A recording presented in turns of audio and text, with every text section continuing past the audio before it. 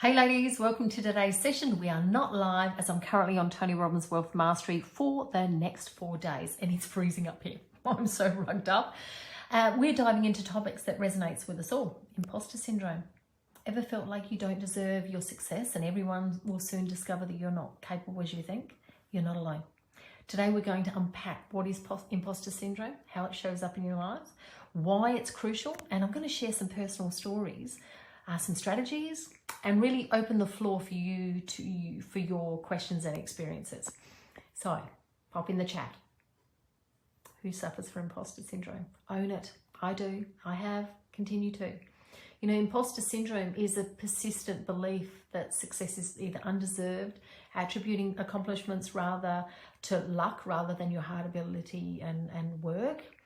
You know, it's a concept that I like to call the itty bitty shitty committee, thanks to my fabulous mentor, Sophie. And I actually have a committee. There's so many different of them, you know, and they are, you know, we've got somebody who sits there and says, okay, they're judging you about that. And then you've got a whining person, and then you've got a cranky person. There are so many different things. And how it shows up, well, you've got to see things like self-doubt, constantly questioning your abilities and fearing exposure as a fraud.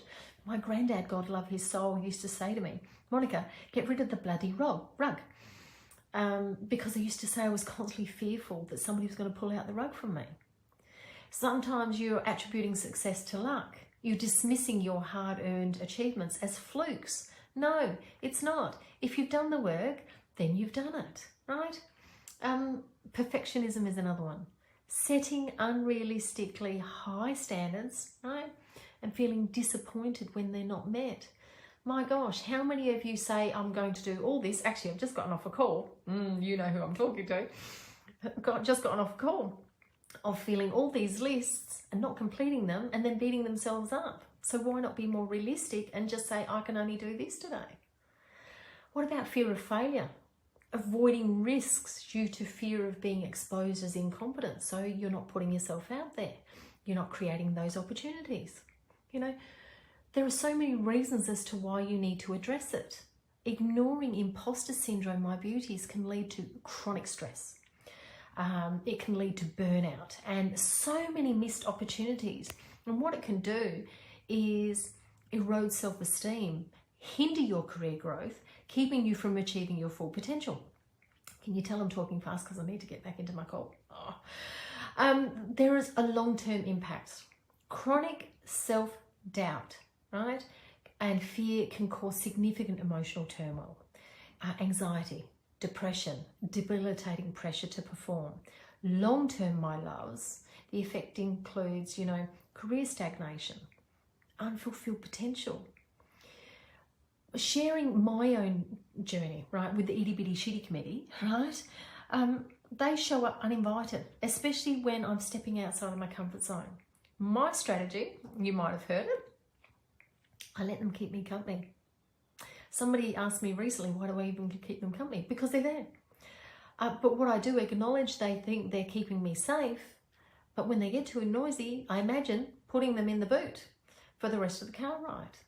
Then I check the facts. Is my overthinking based on reality, or is it just fear? There's some really good articles online. I'll actually pop them in the comments afterwards. Secret Thoughts of Successful Women by Valerie Young. Really very awesome, good book to check out. There's also some TED Talks by Amy Cuddy and Susan Cain on overcoming self-doubt and embracing inner strength. Susan Cain does a lot of work on introverts, which is what I am. Now, if you're tired of your itty bitty shitty committee running the show, coaching can actually help you. And I know together we can develop strategies to silence that little voice. I'd love to know what you call her. Pop her name in the chat. Well, that's if it's a her, right?